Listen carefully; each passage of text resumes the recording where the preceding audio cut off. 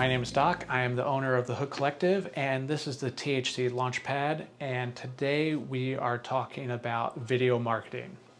Video, as you probably already know, is the future. And we've been talking about it being the future for a number of years now, but I think we can finally say, yes, video, it's not just the future, it is the present of marketing. Because if you've been on social media, the transition to video is, well on its way to kind of taking hold of every social media platform. And the reality is, if you're thinking about marketing your business, especially your brand, in 2024 and beyond, if video is not built in as part of your strategy, you're going to be left behind. The first thing I want to emphasize, and this happens to us a lot, where people will reach out and say, oh, we want a video for our website, and we want to get people here and get people excited. I'm like, okay, first question I have, how many people are coming to your website? And the answer is often, oh, no one. We just launched, or we aren't getting any traffic, or that's why I want the video to get people to come to the website. I'm like, that's not how it's going to work.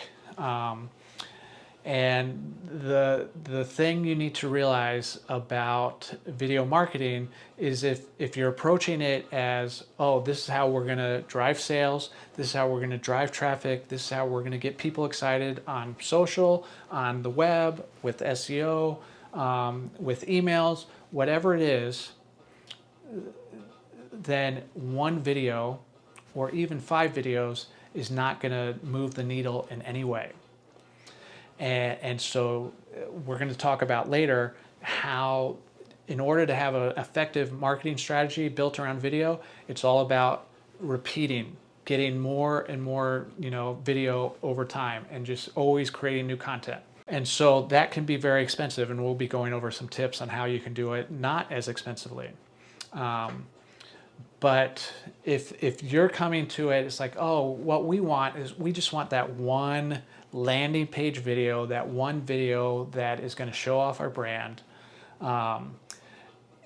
then you have to realize, one, people aren't going to be coming to your website because of that one video. It's not going to help in the least. But if it's all about the branding, and it's all about when people do come to the website, when they do find you, when it's your investors or your partners or your customers, and you want a really high quality brand video that's telling your story, that's telling them what's great about your products, great about your company, that's great. And as long as you're aware, the purpose of that video isn't to drive sales. The purpose of that video is to bolster your brand and to, present yourselves as more professional, more, high-end, more whatever. That's what that high-end brand video can do. And it can be expensive, and it's going to be, not cheap. It shouldn't be cheap on that type of video, because if you want to show off your brand, you need to make that investment. That's a great idea for that type of brand. But if what you're thinking about is like, oh no, I want to drive sales. That's what's important to me right now. I want to drive traction on social. I want to drive people to my website. And so now with that kind of video, the trick becomes, how can I produce video that isn't going to hurt my brand, that's going to look quality, that's going to shine a good light on us, but that I can afford to do it repeatedly?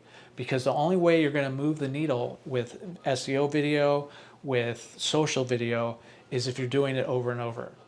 And so then the whole goal is, how can we do this, like I said, repetitively, with a good enough quality that it's not going to hurt us.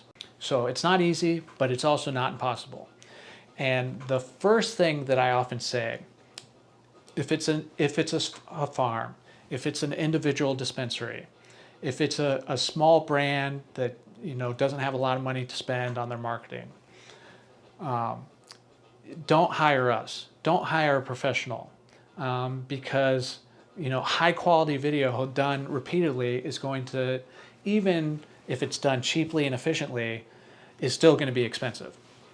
And so your best bet, and this is what I tell people all the time, is just find the person on your team that is into social media, that is into photography, that is their hobbyist, or maybe it's like, oh, I know, like even finding like your niece or nephew, that's not a great solution because yeah, they can do it once or twice, but after a while they're going to be like, I don't want to keep doing this, right? It has to be internal. It has to be someone that they have to do it. And so I always say like, oh, take the bartender that likes social media and is on social media all the time, and you're like, hey, you're our social media now. You're our manager of social media, and you give them a few extra bucks an hour, and now it's their job to get that content for your social and to manage it. And they can do it every week, and they hopefully are enthusiastic about it. And it doesn't have to be the professional level. It doesn't have to be the kind of video that we would be making for a brand. The point is, not only does it not need to be the most professional, at that level, it's probably more effective if it isn't, because what the social media algorithms are going to promote is that authentic content. That authentic user generated content is what they are promoting. And I will just say one cautious thing about it is when you're setting up your account, don't set yourself up as a business account.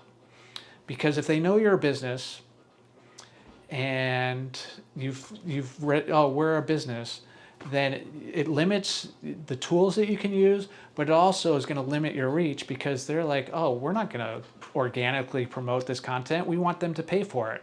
Except, spoiler alert, you're a cannabis business and you can't pay for that content, or you can't do it very effectively. And so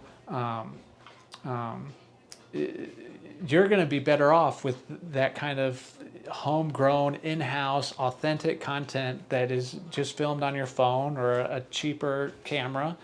And it's going to blow you away that as long as you're doing it consistently and authentically, and you're not doing it so poorly that it just is like, is affecting your brand, it's going to do as much as you're going to get so much more than what you would get for hiring a professional team. When you are a larger brand, when you are, oh, we want to be one of the top 2 or 3 brands in the state, we want to position ourselves to get major investment so that we're expanding into new states. We want to position ourselves so that when federal legalization hits and the super big players come in, they're going to be purchasing us for a big significant amount. That's when you're making that more higher end investment in video. And so if you are one of those brands that's making that higher end investment, then still you need to do it in a very efficient way because your budget's not going to be unlimited, and especially if it's your aspiration to be that brand and you haven't reached that point yet. You need to do it efficiently, you need to do it effectively, and you need to invest really smartly in the kind of content that you're creating. You want to create content that's going to resonate with the algorithm. You want to create content that's going to accentuate rather than hurt your brand and make it look more professional. You're going to want to invest in content that's not super cannabis focused. Now SEO is different than social, and you can get away with a lot more on SEO. Either way, figure out where you're at in your company's journey and what is the investment that makes the most sense for you. One final thing that I want to talk about when it comes to video, I think there's a huge untapped space in this industry for educational content. Everyone I talk to knows that we need educational content, and no one is willing to make not no one, few people are willing to make the investment in both time and money that it's going to take to make and produce high quality educational content.